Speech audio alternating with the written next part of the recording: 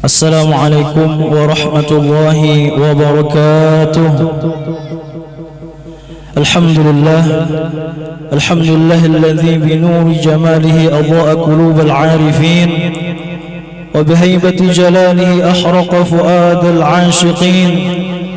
Wassalatu wassalamu abadan على خير خلقه سيدنا محمد خاتم الأنبياء والمرسلين وذي الشفاعة العظيم قائد الغر المحجلين وعلى آله وسائر الأنبياء والمرسلين والملائكة المقربين وأصحابه وشهدائه وعلمائه العاملين وأوليائه المتقين صلوات الله وسلامه عليهم أجمعين. أما بعد، فقد قال الله سبحانه وتعالى في القرآن العظيم: ألا إن أولياء الله لا خوف عليهم ولا هم يحزنون.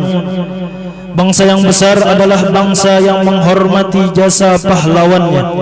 Maka dari itu akan kami bacakan keringkasan manaqib atau riwayat hidup para sultan-sultan Banjar yang telah berjasa terhadap agama Islam di tanah bumi Banjar yang kita cintai ini. Menaqib Sultan Suryansah. Sultan Suryansah adalah Raja Banjar pertama dalam pemerintahan Kesultanan Banjar, yaitu Sultan Suryansah. Sewaktu lagi kecil nama beliau Pangeran Samudra. Setelah dewasa bergelar Sunan Batu Habang. Setelah menjadi Sultan Banjar bergelar Sultan Suryansah atau Suryanullah. Setelah tua bergelar Penembahan Batu Habang. Sultan Suryansah anak dari Ibu Ratu Galuh binti Maharaja Sukarama bin Raja Sukarsungsang. Dari nasab ayah beliau Sultan Suryansah bin Pangeran Jaya Menteri bin Pangeran Begawan bin Raja Sukarsungsang. Jadi kedua orang tuanya menikah masih sepupu sekali. Sultan Suryansah mempunyai dua orang istri, yaitu satu Ratu Siti Nur Saidah binti Ratu Siti Nur Saadah binti Pangeran Sukarama atau Pangeran Syekh Abdul Qadir Danau Salak bin Pangeran Surya Alam gelar Sunan Serabut, menikah dengan anak Sunan Giri bernama Nyai Siluluhur bin Raja Sukarsungsang. Jadi Sultan Suryansah dengan istrinya sepupu dua kali. Istri kedua bernama Nyai Nur Hayati binti Labai Lamiah anak Raja Dayak Manyan. Sultan Suryansah mempunyai 5 orang anak, yaitu Sultan Rahmatullah Kuin Banjarmasin, Pangeran Tibarau, Raja Riam Kiwa Riam Kanan, Pangeran Tengah, Raja Amandit Kandangan, Pangeran Sirapanji, Raja Dusun Dayak Bukit Babaris Kalimantan Tengah. Ratu Putri Mayang Sari dirajakan di daerah Dayak Barito Kalimantan Tengah. Sultan Suryansah memerintah di Kesultanan Banjar pada tahun 1527 sampai dengan 1544 Masehi. Sultan Suryansah Sultan Banjar pertama yang sebelumnya Kerajaan Banjar. Kalau dihitung dari raja-raja Banjar, Sultan Suryansah raja ke-8 dari Kerajaan Banjar, karena di atas beliau ada 7 raja yang memerintah di Kerajaan Banjar sebelum terbentuknya Kesultanan Banjar. Sultan Suryansah, pemerintahan beliau atau istana beliau di Muara Kuin Banjarmasin. Sultan Suryansah wafat hari Selasa 12 Rabiul Awal 951 Hijriah bertepatan 3 Juni 1544 Masehi, dimakamkan di Kuin Banjarmasin. Innalillahi wa inna ilaihi raji'un. Keringkasan manaqib Sultan Banjar kedua. Sultan Rahmatullah, pusat pemerintahan beliau di istana Muara Kuin Banjarmasin.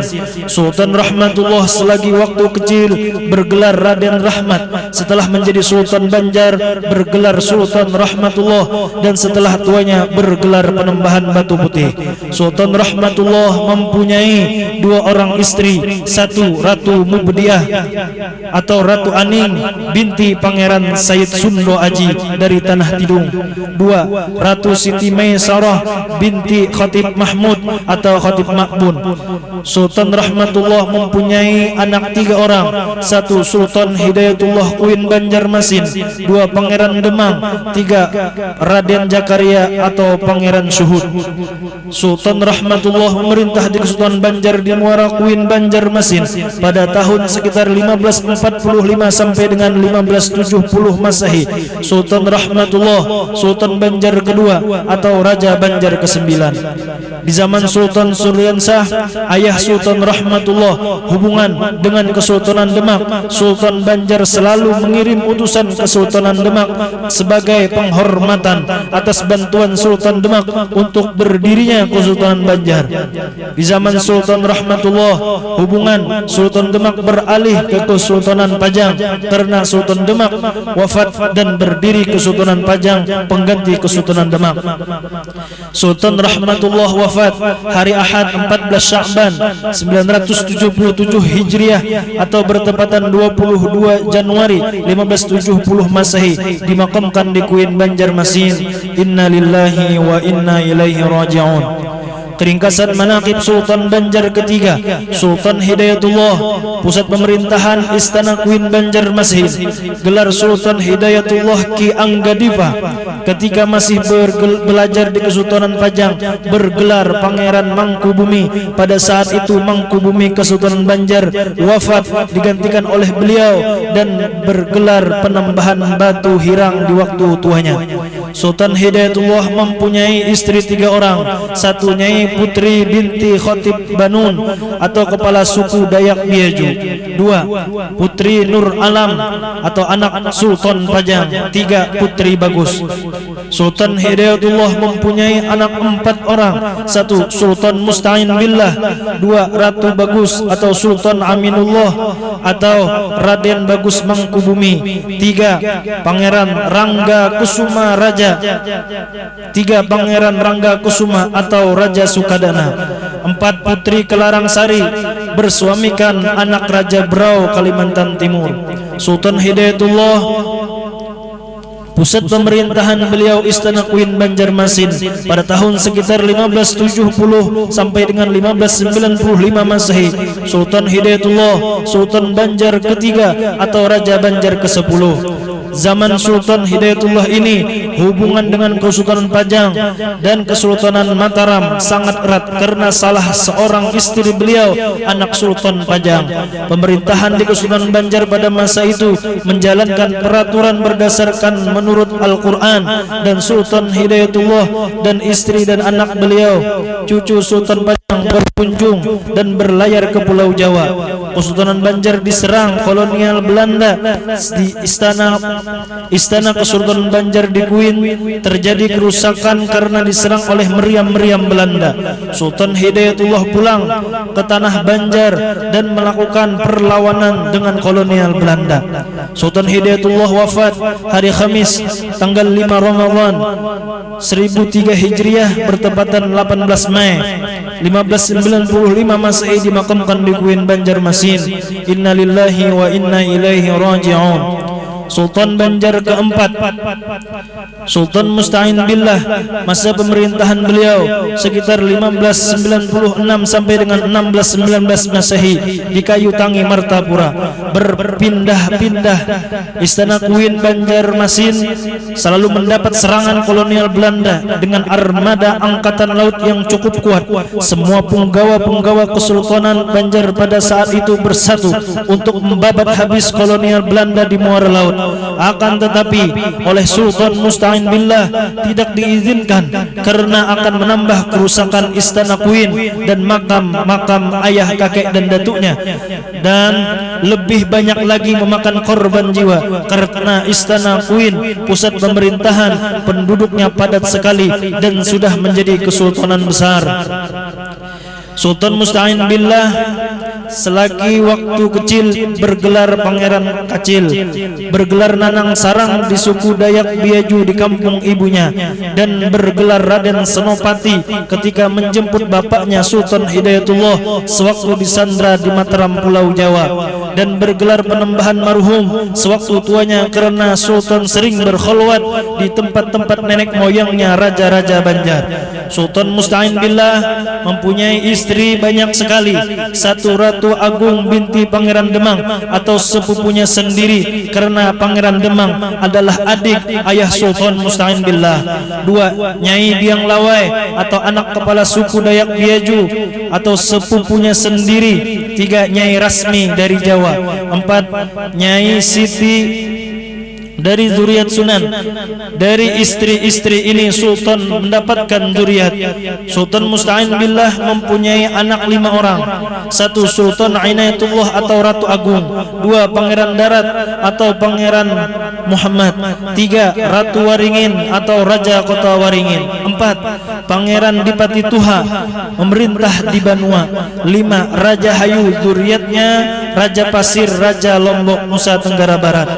Sultan Musta'in Billah mendirikan istana kecil di daerah Pemakuan sebagai benteng pertahanan dari serangan Belanda untuk mengalihkan perhatian kolonial Belanda agar tidak menyerang istana Kuin untuk menyelamatkan aset-aset kesultanan. Benteng-benteng ini ditempati punggawa-punggawa. Sultan Musta'in Billah mendirikan lagi istana kecil di Batang Mangapun untuk ditempati pejabat-pejabat tinggi kesultanan dan mendirikan benteng-benteng. Sultan Musta'in Billah mendirikan lagi istana kecil atau benteng di Muara Tambangan, yaitu Teluk Alung, untuk ditempati istri-istri dan anak sultan dan guru-gurunya. Sultan Musta'in Billah menunjuk pamannya sendiri, Raden Zakaria atau Pangeran Syekh Muhammad Syuhud. Beliau sejak kecil belajar di Kesultanan Mataram untuk Beliau Pangeran Syuhud ini belajar di Kesultanan Mataram.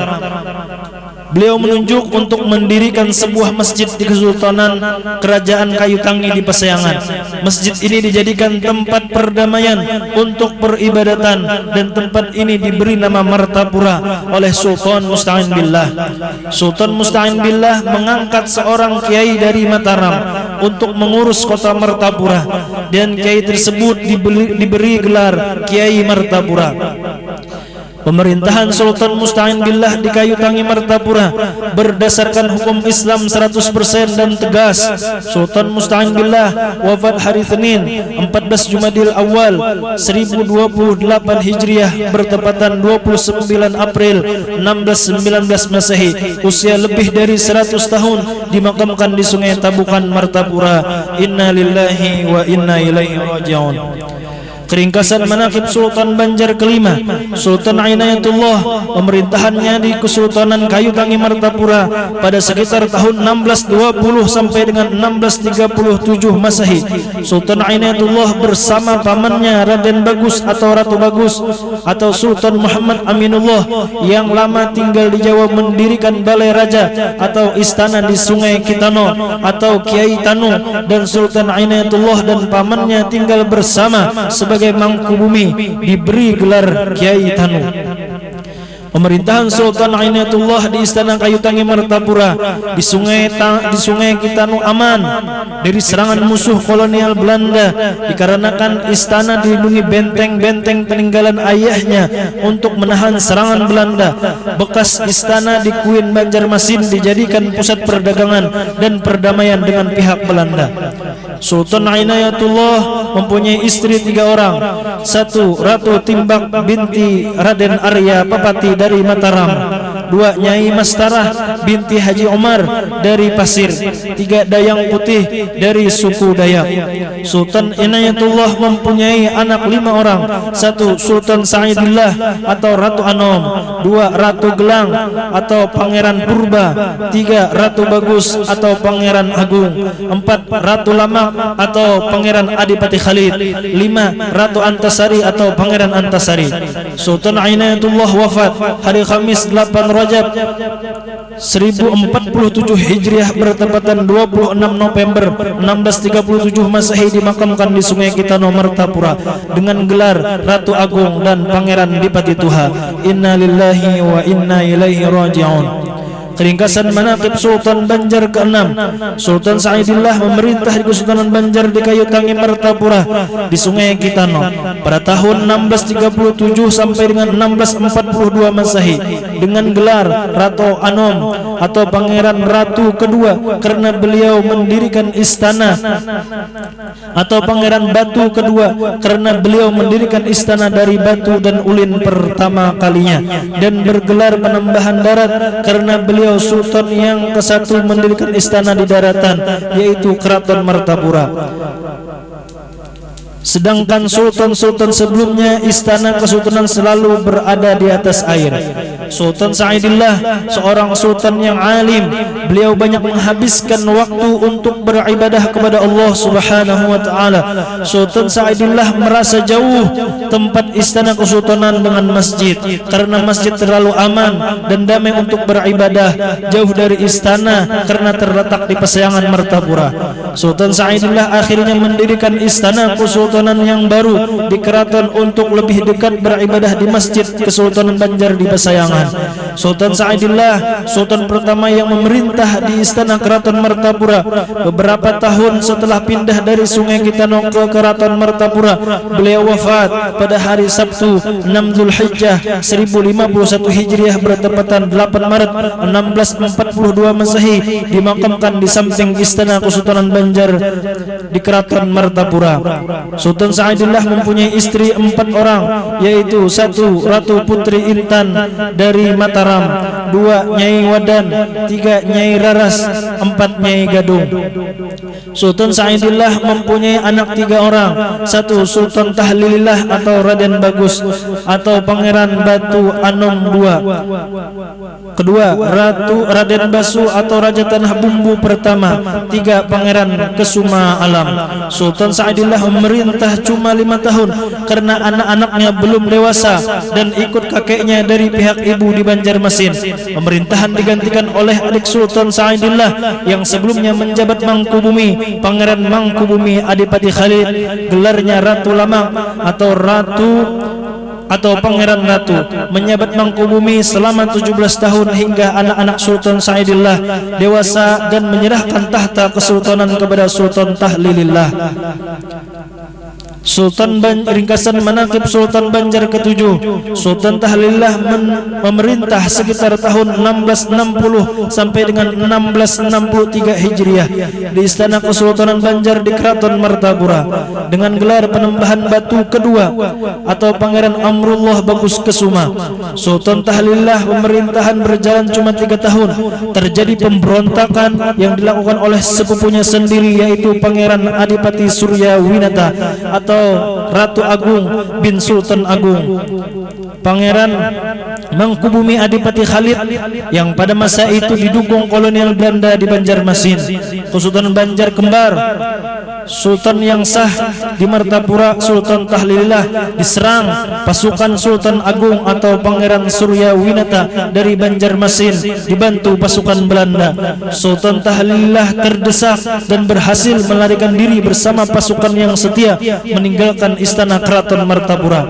Kesultanan Banjar pada tahun 1664 Masehi dikuasai oleh Sultan Agung bin Ratu Lamang atau Pangeran Ratu atau Pangeran Mangkubumi Adipati Khalid. Pemerintahan Kesultanan Banjar beralih ke Banjarmasin dan Martapura istana keraton keadipatihan di bawah pengawasan kolonial Belanda Banjarmasin. Sultan Tahlilillah, Sultan Banjar yang sah di pengasingan selama 16 tahun.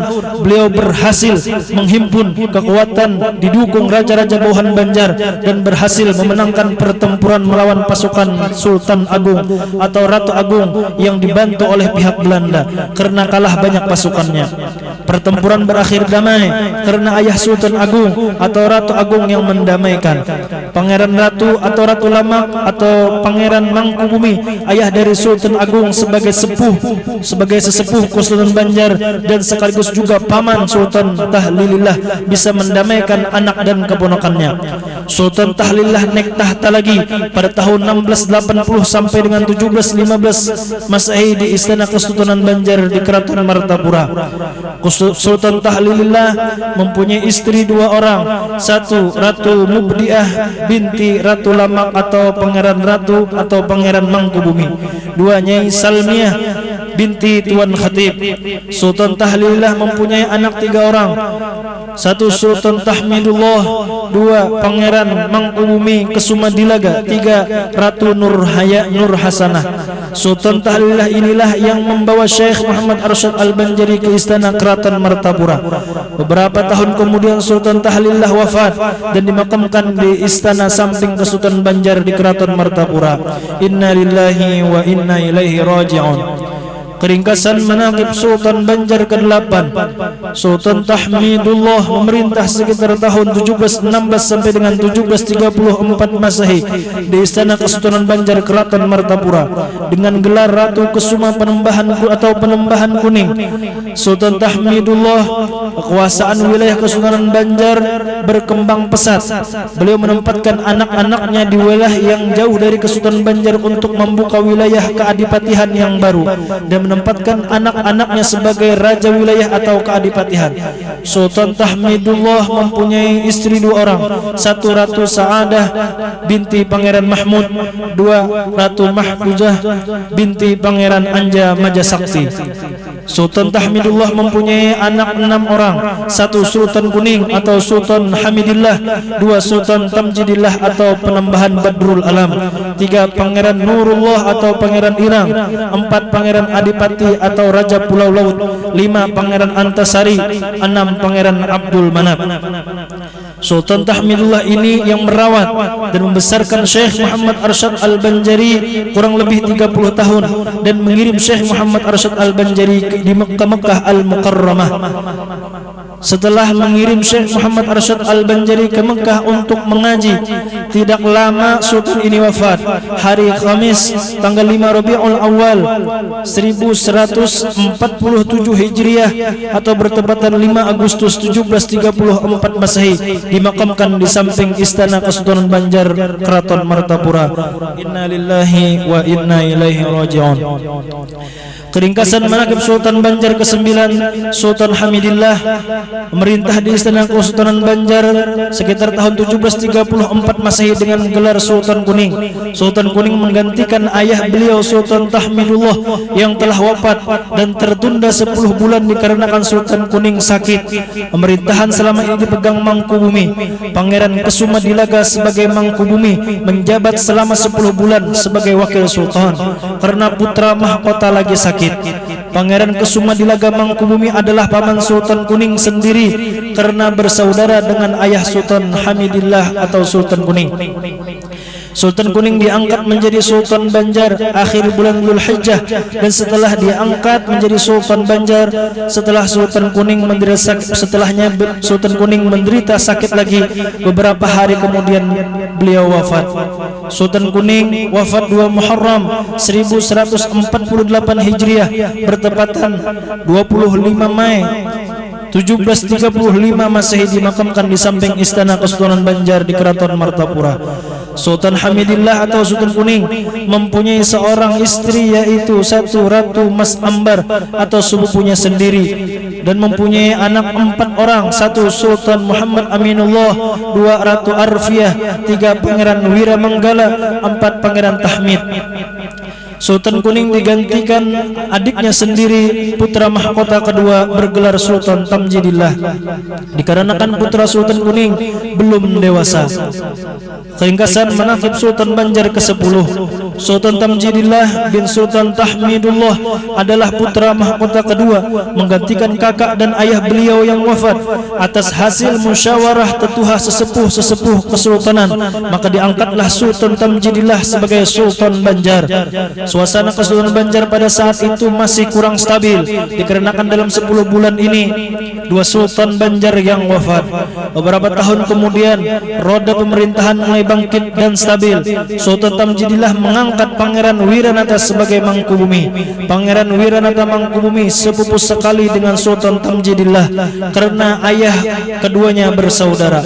Sultan Tamjidillah bergelar Sultan Sepuh atau Penembahan Badrul Alam, memerintah sekitar tahun 1735 sampai dengan 1759 Masehi di Istana Keraton Martapura. Pemerintahan Sultan Tamjidillah cukup disegani oleh pihak Belanda di Banjarmasin, dikarenakan anak-anak beliau yang laki-laki banyak menjadi raja-raja wilayah di Kesultanan Banjar dan anak-anak yang perempuan menjadi istri raja-raja bawahan. Sultan Tamjidillah inilah yang mengurusi keperluan Syekh Muhammad Arsyad Al-Banjari selama mengaji di tanah suci Mekah Al-Mukarramah kurang lebih 30 tahun. Sultan Tamjidillah mempunyai 2 orang istri, satu Ratu Miah Mulia binti Pangeran Rahmat, 2 Nyai Sekarsari binti Galang atau kepala suku Dayak Kutai.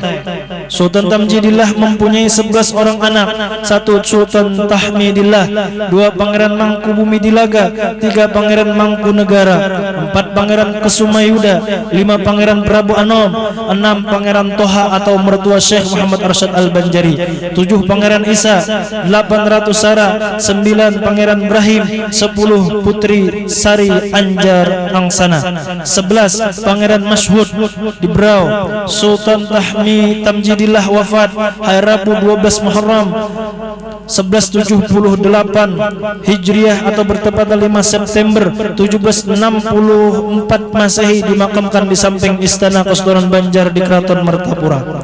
Inna lillahi wa inna ilaihi raji'un.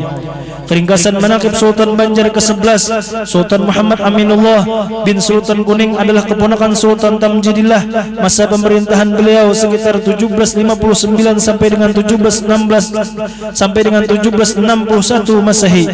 Pada masa pemerintahan Sultan Tamjidillah, putra almarhum Sultan Kuning yaitu Sultan Muhammad Aminullah, keponakan Sultan Tamjidillah sekaligus menantunya, meminta sebagian wilayah Kesultanan Banjar diperintah oleh Sultan Muhammad Aminullah dan istrinya. Oleh Sultan Tamjidillah, Sultan Aminullah diberikan wilayah dari Banjarmasin, tanah laut, pulau laut di bawah pemerintahan pengawasan Sultan Muhammad Aminullah dan istrinya Putri Sari Anjar Angsana, anak Sultan Tamjidillah.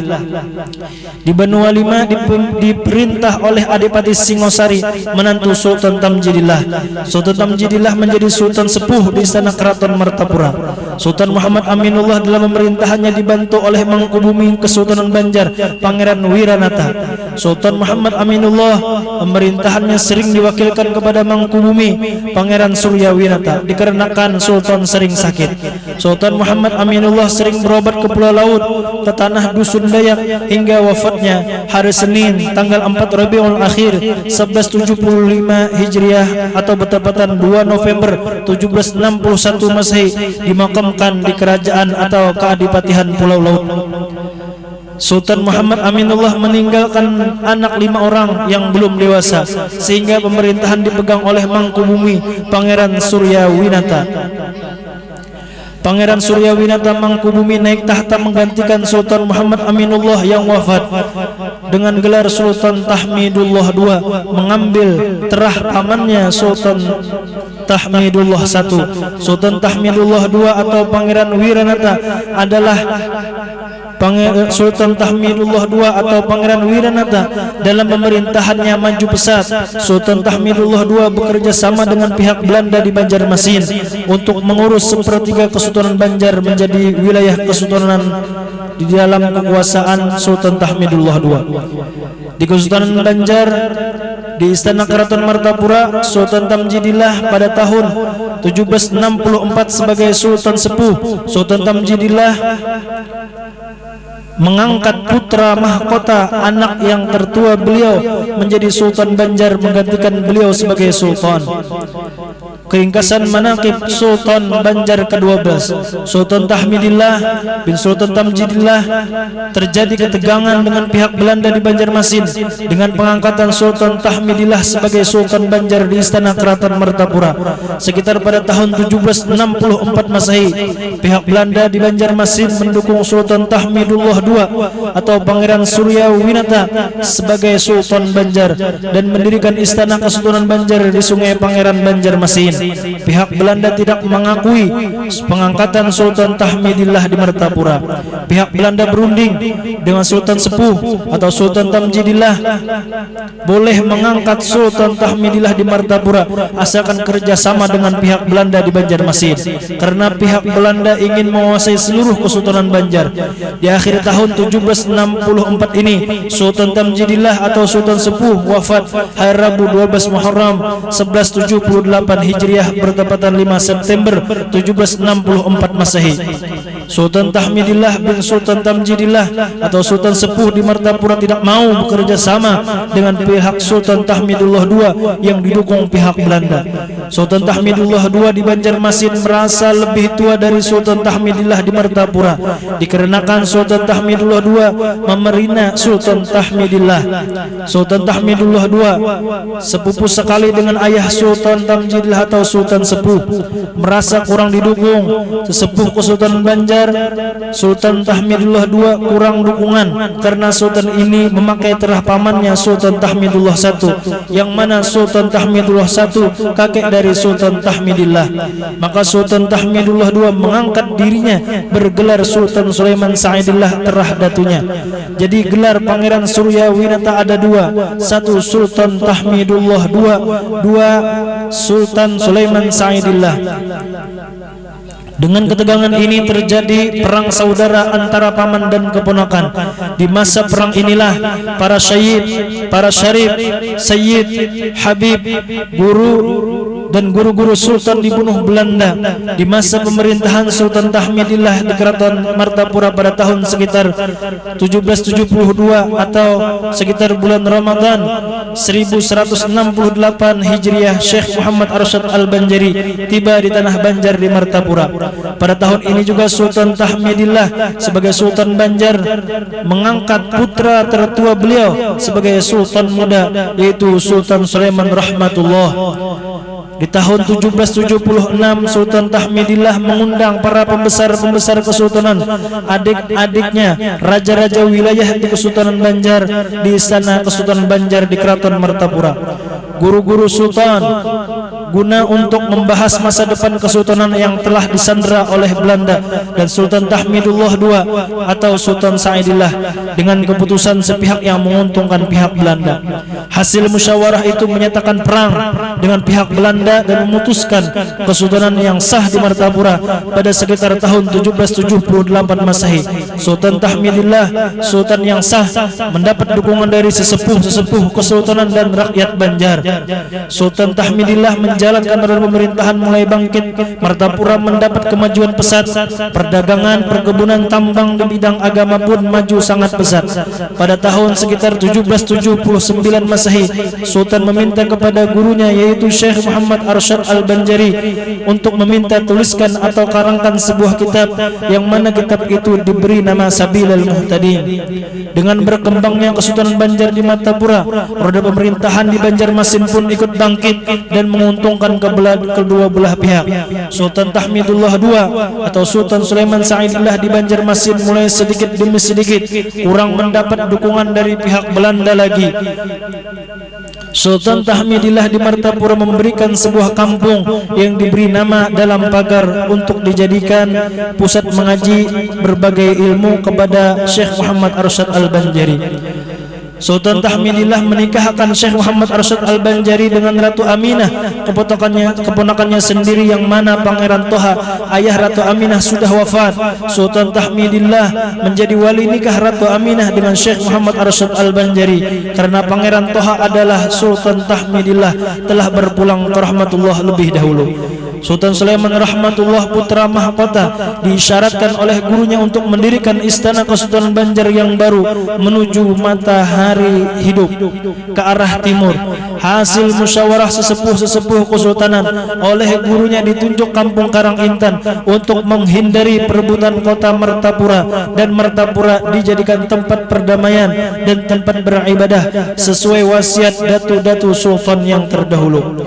Sultan Tahmidillah atau ayah Sultan Sulaiman Rahmatullah mempunyai 3 orang istri, 1 Ratu Syarifah Aminah Banjarmasin, 2 2 Ratu Syarifah Raudhah Maimunah, 3 Ratu Ummi Suryani. Sultan Tahmidillah mempunyai anak 1 Ratu Sekarsari atau Ratu Sari Banun, istri Sultan Abdurrahman Al-Qadri Pontianak. Sultan Sulaiman rahmatullah 3 Pangeran Mahmud, 4 Pangeran Nata, 5 Pangeran Daud, 6 Pangeran Ishak, 7 Ratu Salamah, 8 Ratu Air Mas, 9 Ratu Mahmud, 10 Ratu Tapa, 11 Ratu Muhyiddin, 12 Ratu Panjang, 13 Ratu Kasim, 14 Ratu Halimah, 15 Ratu Nata, 16 Ratu Aminah. Sultan Tahmidillah mempunyai anak perempuan 12 orang, 7 orang anak yang perempuan menikah dengan habaib atau sayyid. Sultan Tahmidillah murid pertama Syekh Muhammad Arsyad Al-Banjari di dalam pagar. Beliau mendirikan sebuah pondok di dalam pagar sebagai tempat istirahat Sultan setelah mengaji, dan beliau berwasiat kepada anak-anaknya apabila beliau wafat minta dimakamkan di dalam pagar di tempat pondok ketika beliau setelah belajar dengan Syekh Muhammad Arsyad Al-Banjari. Dan beliau juga berwasiat kepada anak cucunya untuk menghormati dan jangan menyakiti hati anak cucu gurunya Syekh Muhammad Arsyad Al-Banjari. Dan Syekh Muhammad Arsyad Al-Banjari pun membalas dengan mendoakan 7 turunan anak cucu Sultan Tahmidillah beberkat hidupnya. Sultan Tahmidillah wafat pada hari Rabu 12 Rajab 1224 Hijri atau 23 Agustus 1809 Masehi, dimakamkan di dalam pagar. Beliau bergelar penembahan dalam pagar. Inna lillahi wa inna ilaihi raji'un. Keringkasan manaqib Sultan Banjar ke-13. Sultan Sulaiman rahmatullah bin Sultan Tahmidillah naik tahta tahun 1808 sampai dengan 1824 Masehi. Sultan Sulaiman rahmatullah naik tahta 1 tahun sebelum ayah beliau wafat. Sultan Sulaiman rahmatullah sejak tahun 1801 membangun sebuah istana di Karangintan sampai beliau naik tahta ke Sultan Banjar sekitar 1808 Masehi. Sultan Sulaiman rahmatullah membangun komplek istana bersama adik dan ipar-ipar beliau, kebanyakan dari para kalangan habaib dari Prambanan Jawa Tengah sekarang, yang mana ipar-ipar sultan tersebut sebelumnya ikut berperang menghadapi Sultan Tahmidullah II di Banjarmasin. Sultan Sulaiman rahmatullah berhasil menyatukan keluarga besar Kesultanan Banjar yang saling berbeda pendapat karena adu domba fitnah kolonial Belanda untuk meruntuhkan Kesultanan Banjar.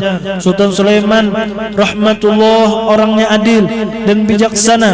Beliau demikian karena belajar kepada guru-gurunya, terutama kepada Syekh Muhammad Arsyad Al-Banjari. Beliau banyak sekali memiliki kitab-kitab hadis yang beliau minta dibelikan atau dipesankan kepada gurunya Mufti Haji Jamaluddin. Catatan kisah ini diambil dalam kitab Mufti Haji Jamaluddin dan anak cucunya yang terbuat dalam kitab catatan sang guru sultan. Sultan Sulaiman rahmatullah banyak mempunyai orang istri berjumlah 9 orang dan mempunyai anak berjumlah 24 orang. Sultan Sulaiman rahmatullah memerintahkan kepada anak-anaknya untuk membangun kampung-kampung asal ibunya masing-masing. Maka zuriat Sultan Sulaiman menyebar anak cucunya di berbagai pelosok negeri Kesultanan Banjar. Sultan Sulaiman rahmatullah mempunyai putra mahkota yaitu Sultan Adam Al-Wathiq Billah. Di masa pemerintahan Sultan Sulaiman rahmatullah inilah tuan guru besar atau sesepuh Kesultanan Banjar yang membawa kesejukan, kedamaian Al-Arif Billah Maulana Syekh Muhammad Arsyad Al-Banjari berpulang ke rahmatullah malam Selasa antara Isya dan Maghrib tanggal 6 Syawal 1227 Hijriah bertepatan 13 Oktober 1812 Masehi. Kembalilah Al-Arif Billah Maulana Syekh Muhammad Arsyad Al-Banjari ke hadrat Tuhan yang Maha Kuasa lagi Maha Penyayang kepada makhluknya. Inna lillahi wa inna ilaihi raji'un. Awan mendung meliputi seluruh wilayah Kesultanan Banjar. Sultan Sulaiman rahmatullah merasa kehilangan yang tak dapat dilupakan. Dengan bimbingannya Sultan menjalankan roda pemerintahan begitu damai, tentram dan sejuk. Sultan Sulaiman rahmatullah sebagai seorang murid seringkali minta pendapat jika menemui kesulitan dalam berbagai hukum dan masalah. Dengan kehadiran anak cucu zuriat gurunya, Sultan merasa terobati karena zuriat guru beliau menjadi guru-guru Kesultanan Banjar. Setelah wafatnya Maulana Syekh Muhammad Arsyad Al-Banjari, banyak perubahan di negeri Banjar. Pihak Belanda di Banjarmasin mulai berani merongrong Kesultanan Banjar. Pihak Belanda kembali mau menguasai Martapura. Sultan Sulaiman rahmatullah wafat pada hari Rabu 4 Rabiul Awal 1240 Hijriah bertepatan 27 Oktober 1824 Masehi, dimakamkan di samping Istana Kesultanan di Karang Intan. Inna lillahi wa inna ilaihi raji'un. Sultan Banjar ke-14 Sultan Adam Al-Wathiq Billah bin Sultan Sulaiman rahmatullah naik tahta di Sultan Banjar di Karang Intan pada masa pemerintahan tahun 1825 sampai dengan 1857 Masehi. Sejak meninggalnya Sultan Sulaiman, pemerintahan Sultan Adam di Karang Intan. Sejak meninggalnya Sultan Sulaiman, pemerintahan Sultan Adam di Karang Intan, berundinglah guru-guru beliau rencana pemerintahan Istana Kesultanan Banjar dari Karang Intan ke Martapura. Dan atas restu guru-guru beliau, Istana Kesultanan Banjar berpindah ke Martapura karena pada saat itu pihak Belanda ingin menguasai Martapura. Sultan Adam bersama guru-guru beliau dan anak cucu Syekh Muhammad Arsyad Al-Banjari menegakkan ajaran agama dan ajaran Ahlus Sunnah wal Jamaah di bumi Banjar. Maka hasil musyawarah itu, Sultan dan guru-guru beliau menyusun undang-undang yang akan diterapkan di Kesultanan Banjar. Pada tahun 1835 maka terbitlah Undang-Undang Sultan Adam dan diterapkan di Kesultanan Banjar. Sultan Adam mempunyai 5 orang istri dan 12 orang anak. Putra mahkota dari Sultan Adam yaitu Sultan Muda Abdurrahman. Sultan Muda Abdurrahman banyak sekali membantu ayah beliau dalam roda pemerintahan di Kesultanan Banjar di Istana Pesayangan Martapura. Sultan Adam memerintah di negeri Banjar, membawa rakyatnya hidup sejahtera dan menegakkan Ahlus Sunnah wal Jamaah. Sultan Adam dan anaknya Sultan Muda Abdurrahman tidak mau kerjasama dengan pihak Belanda. Pada tahun 1849 Masehi, Sultan Adam Al-Wathiq Billah mulai sakit-sakitan. Roda pemerintahan dijalankan oleh Sultan Muda Abdurrahman bersama saudara-saudaranya. Di akhir tahun 1849 ini, Sultan Adam Al-Wathiq Billah menyerahkan penuh Kesultanan Banjar. Ringkasan manaqib Sultan Banjar ke-15. Sultan Abdurrahman memerintah di Kesultanan Banjar di Pesayangan tahun 1849 sampai dengan 1852. Kurang lebih 3 tahun. Meski menjadi Sultan Banjar yang sah, Sultan Abdurrahman tidak bisa naik tahta karena ayah beliau Sultan Adam Al-Wathiq Billah masih ada. Sultan Abdurrahman sangat dicintai rakyat Banjar karena Sultan orangnya bijaksana dan ramah tamah. Sultan menghormati sekali kepada guru-gurunya zuriat Syekh Muhammad Arsyad Al-Banjari, di antaranya Syekh Mufti Haji Jamaluddin dan Qadhi Haji Mahmud dan Syekh Muhammad Arsyad Pagatan. Sultan Abdurrahman orangnya keras terhadap Belanda. Beliau tidak mau kerjasama dengan Belanda yang selalu ikut campur urusan Kesultanan Banjar. Sultan Abdurrahman dengan terang-terangan menunjukkan sikap tidak senang dengan pihak Belanda dan selalu bertentangan dengan kebijakan-kebijakan pihak Belanda. Tahun 1852 Masehi, Sultan Abdurrahman menderita sakit. Sultan Adam Al-Wathiq Billah mulai cemas melihat keadaan anaknya yang menderita sakit. Pihak Belanda menyebarkan isu bahwa Sultan Abdurrahman termakan racun sehingga mendadak sakit. Sultan Abdurrahman akhirnya wafat karena sakitnya. Beliau wafat hari Jumat tanggal 13 Jumadil Awal 1268 Hijriah bertepatan 5 Maret 1852 Masehi, dimakamkan di samping Istana Kesultanan Banjar Pesayangan Martapura, di depan rumah anaknya Pangeran Hidayatullah. Pemerintahan Kesultanan Banjar kembali dipegang Sultan Adam Al-Wathiq Billah sebagai Sultan Sepuh. Pihak Residen Belanda di Banjarmasin mendesak Sultan Adam agar mengangkat Sultan yang baru pengganti Sultan Abdurrahman yang wafat. Pihak Residen Belanda mulai terang-terangan ikut campur urusan Kesultanan Kesultanan Banjar, pihak Belanda mulai mengadu domba menebar fitnah untuk memecah belah anak cucu Sultan Adam Al-Wathiq billah. Almarhum Sultan Adam, almarhum Sultan Abdurrahman meninggalkan 4 orang istri, 1 Ratu Salmiah atau adik Pangeran Antasari, 2 Nyai Aminah orang Cina, 3 Ratu Siti, 4 Nyai Halimah atau anak guru Sultan Abdurrahman. Almarhum Sultan Abdurrahman mempunyai 13 orang anak, di antaranya Pangeran Tamjid dan Pangeran Hidayatullah. Pihak Residen Belanda di Banjarmasin mendukung Pangeran Tamjid, yang mana mama Pangeran Tamjid ialah Nyai Aminah orang Cina Banjarmasin. Nyai Aminah istri almarhum Sultan Abdurrahman hanya selir, bukan orang pribumi. Pihak Kesultanan Banjar dan sesepuh-sesepuh kerajaan dan rakyat Banjar khususnya di Martapura mendukung Pangeran Hidayatullah, yang mana ibu Pangeran Hidayatullah Ratu Siti berdarah biru atau bangsawan. Sultan Adam Al-Wathiq billah didesak oleh Residen Belanda untuk mengangkat Pangeran Tamjid, yang mana Pangeran Tamjid bisa diajak kerjasama dengan pihak Belanda. Sedang Pangeran Hidayatullah dengan terang-terangan tidak suka terhadap pihak Belanda. Sultan Adam Al-Wathiq billah berpegang sesuai wasiat ayahnya Sultan Sulaiman Rahmatullah ketika Sultan Abdurrahman dikawinkan dengan Ratu Siti, ibu Pangeran Hidayatullah.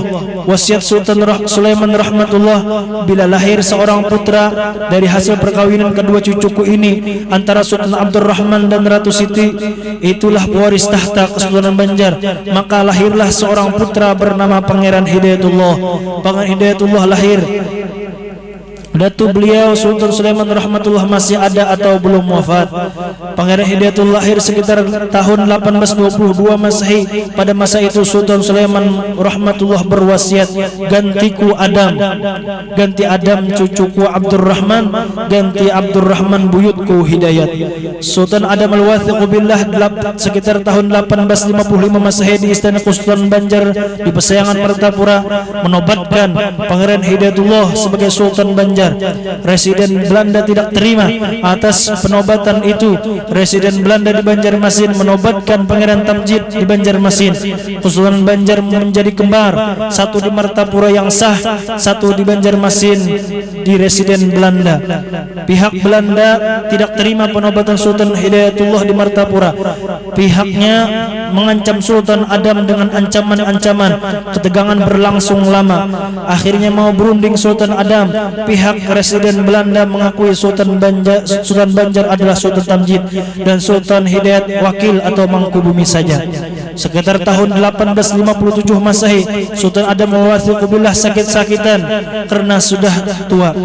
Akhirnya Sultan Adam Al-Wathiq billah wafat hari Ahad 13 Rabiul Awal 1274 Masehi bertepatan 1 November 1857 Masehi, dimakamkan di bumi selamat Martapura. Inna lillahi wa inna ilaihi raji'un. Keringkasan manaqib Sultan Banjar ke-16, Sultan Hidayatullah bin Sultan Abdurrahman. Pemerintahan beliau sekitar tahun 1857 sampai dengan 1862 Masehi. Di Kesultanan Banjar di Istana Pesayangan dengan gelar Ratu Sultan, dengan gelar Sultan berjubah kuning.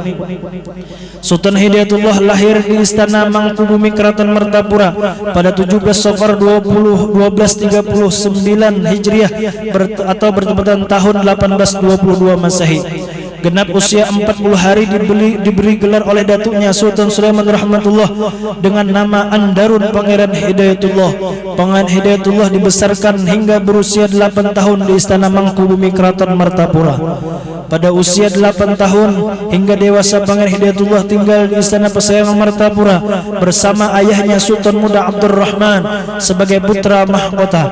Pangeran Hidayatullah di istana kerajaan mengaji Al-Quran kepada guru-guru Istana Banjar, yaitu diantaranya Syekh Muhammad Amran, Syekh Abdul Qadir dan Syekh Haji Mahmud. Di usia dewasa, Pangeran Hidayatullah menuntut ilmu di pondok dalam pagar, kadang-kadang bermalam. Beliau pulang pergi dari Istana Pesayangan ke dalam pagar menaiki kuda. Guru-guru Pangeran Hidayatullah di dalam pagar Syekh Ahmad Nawawi, Syekh Muhammad Abdul Hasan, Syekh Syafawi dan Syarifah Siti Rahmah. Guru pendamping Pangeran Hidayatullah ialah Syekh Ahmad Kusasi, Syekh Abdul Malik, guru di bidang kenegaraan Syekh Ali Mashkur, Syekh Mahmud dan Syekh Muhammad Qari. Pada tahun 1849 Masehi, ayah Penghidayatullah Sultan Abdul Rahman naik tahta. Segala tindakan Penghidayatullah selalu diawasi residen Belanda. Sultan Hidayatullah mempunyai 13 istri dan mempunyai 16 orang anak. Sultan Hidayatullah di Istana Kesultanan Banjar di Pesayangan Martapura oleh residen Belanda Banjarmasin sebagai Mangkubumi atau wakil sultan saja. Residen Belanda Banjarmasin dengan Sultan Tamjid kurang disukai rakyat Kesultanan Banjar. Rakyat Kesultanan Banjar lebih suka dengan Sultan Hidayatullah, orangnya merakyat, ramah tamah dan bijaksana, karena Pangeran Hidayatullah selalu bergaul dengan rakyat Banjar semasa beliau di dalam pagar. Sekitar tahun 1858 Masehi, Sultan Hidayatullah mulai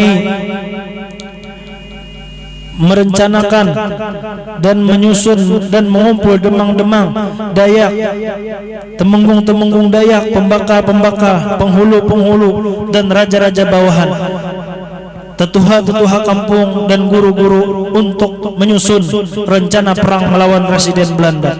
Sultan Hidayatullah mengundang semua bertepatan dengan haul ayah beliau Sultan Abdul Rahman yang ke-7, sehingga pihak residen Belanda di Banjarmasin tidak mencurigai.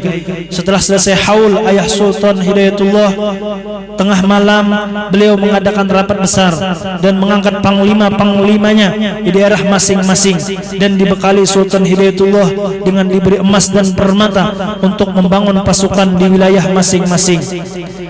Daerahnya ialah Pangeran Antasari atau Paman Sultan Hidayatullah memimpin wilayah tengah, Demang Lehman wilayah timur, Pangeran Muhammad Aminullah cucu Syekh Muhammad Arsyad Al-Banjari wilayah utara, Temenggung Jalil wilayah Benua Lima. Keempat orang ini dengan mengatur panglima-panglima kampung, wilayah dan pedalaman. Pemberontakan mulai terjadi di mana-mana melawan benteng-benteng Belanda. Pada tanggal 29 April 1859 terjadi pecah perang Banjar. Pertempuran terjadi di mana-mana di Kesultanan Banjar. Residen Belanda di Banjarmasin akhirnya mengasingkan Sultan Tamjid ke Betawi bersama anak, istri dan menantunya karena ketahuan membantu Sultan Hidayatullah. Sultan Tamjid mulai sadar bahwa dirinya diadu domba dengan saudaranya, dan Sultan Tamjid menyerahkan banyak senjata kepada Sultan Hidayatullah, dan akhirnya Sultan Tamjid dibuang ke Betawi. Perang Banjar berlangsung dahsyat. Sultan Hidayatullah ikut berperang Banjar hanya 4 tahun. Beliau ditipu orang dekatnya dan akhirnya diasingkan ke daerah Jawa, Cianjur, Jawa Barat. Sultan Hidayatullah di pengasingan 43 tahun.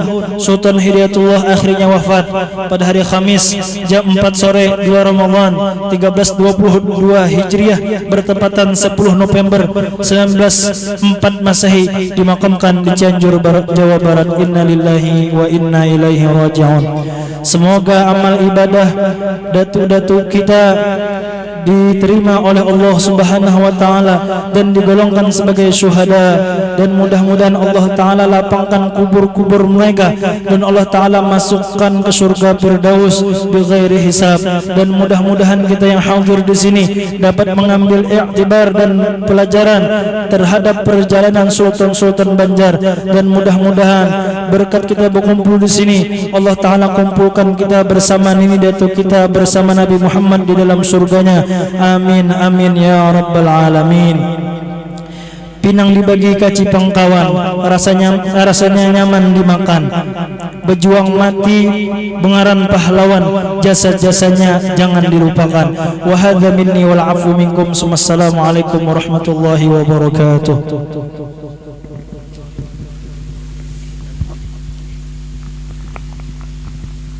Ghafarallahu abdan qala la ilaha illallah, la ilaha illallah, la ilaha illallah, la ilaha illallah, la ilaha illallah, illallah, la ilaha illallah, la ilaha illallah, la ilaha illallah, la ilaha illallah, la ilaha illallah, la ilaha illallah, لا إله إلا الله، لا إله إلا الله، لا إله إلا الله، لا إله إلا الله، لا إله إلا الله، لا إله إلا الله، إلا الله لا إله إلا الله لا إله إلا الله لا إله إلا الله لا إله إلا الله لا إله إلا الله لا إله إلا الله لا إله إلا الله لا إله إلا الله لا إله إلا الله لا إله إلا الله لا إله إلا الله لا إله إلا الله لا إله إلا الله لا إله إلا الله لا إله إلا الله لا إله إلا الله لا إله إلا الله لا إله إلا الله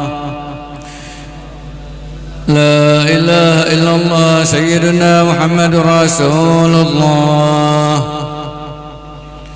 اللهم صل على سيدنا محمد اللهم صل عليه وسلم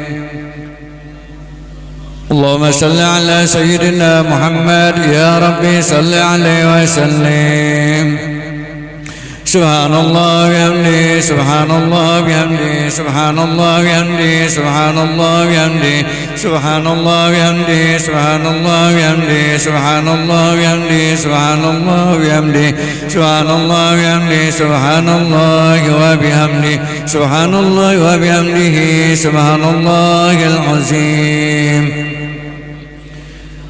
سبحان الله وبحمده سبحان الله العلي العظيم اللهم صل على حبيبك سيدنا محمد وآله وصحبه وسلم اللهم صل على حبيبك سيدنا محمد وعلى آله وصحبه وسلم اللهم صل على حبيبك سيدنا محمد وعلى آله وصحبه وبارك وسلم أجمعين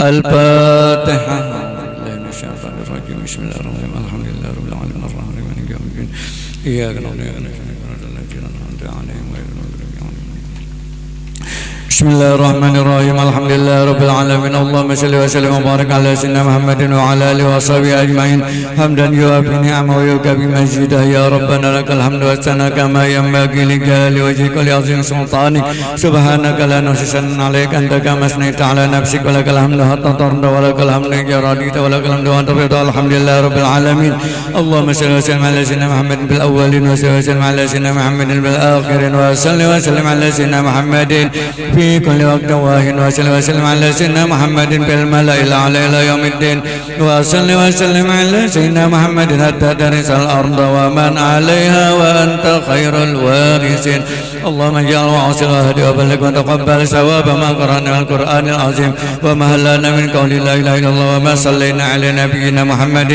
صلى الله عليه وسلم بهذه المقبرة المباركة هدية واصلة ورحمة نازلة وبركة شاملة وصدقة متقبلة نقدم ذلك ونهديه إلى رب سيدنا محمد صلى الله عليه وسلم وسائر الأنبياء والمرسلين وآل كل والصحابة والقرابة والتابعين وتابع التابعين وأولياء والعلماء والصالحين ثم إلى رأي الأربعة الأئمة المجتهدين والمقلدين في الدين والعلماء العاملين والفقهاء والمحدثين والقراء والمبشرين والسادة الصوفية والمحققين وأولياء الكون أجمعين ثم إلى رئيسنا المهاجر إلى الله أحمد بن عيسى وسيدنا الباقي مقدم محمد بن علي بعلوي ثم إلى رئيس سلطان الأولياء سيد عبد القادر الجيلاني ثم إلى رئيس سيد عبد الغني سمن المدني ثم إلى رئيس مولانا وجد الناس محمد أرشد بن عبد الله البنجري ثم إلى رئيس محمد كسب الأنوار بن حجي إسماعيل ثم إلى رئيس زين العلم بن حجي عبد الصمد ثم إلى رئيس شرواني عبدا بنير ثم إلى رئيس سمن بن حجي موليا ثم إلى حاجي محمد زين بن حاجي عبد الغني سقمبل ثم إلى حاجي عبد القادر حسن ثم إلى حاجي محمد شعراني عارف ثم إلى حاجي سالم معروف ثم إلى حاجي بدر الدين بن أحمد زيني ثم إلى حاجي عبد الشكر ثم إلى أرواح والدينا وأمهاتنا وأجدادنا وجداتنا ونحس بذلك إلى المرحوم جدنا سلطان عبد الرحمن بن سلطان آدم الواثق بالله ثم إلى سلطان آدم الواثق بالله ثم إلى سلطان سليمان Sulaiman rahmatullah, summa ila Sultan tahmidillah, summa ila Sultan tamjidillah, summa ila Sultan tahmidillah, summa ila Sultan hamidillah, summa ila Sultan aminillah, summa ila Sultan tahlilillah, summa ila Sultan sa'idillah, summa ila Sultan inayatillah, summa ila Sultan musta'in billah, summa ila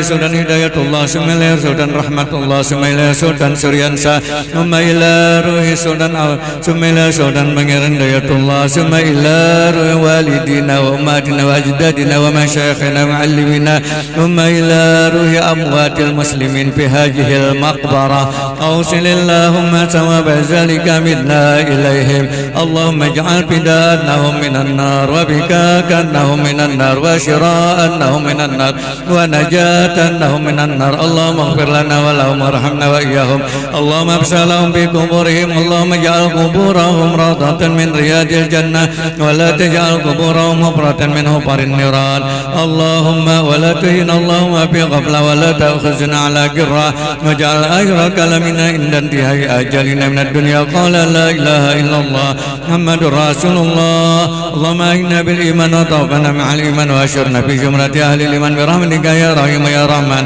Rabbana hab lana min azwajina wa dhurriyyatina qurrata a'yun waj'alna lil muttaqina imama Rabbana atina fid dunya hasanah wa fil akhirati hasanah wa qina azaban nar wa sallallahu ala sayyidina Muhammadin wa ala alihi wa sahbihi wasallam alhamdulillahi rabbil alamin al-Fatihah.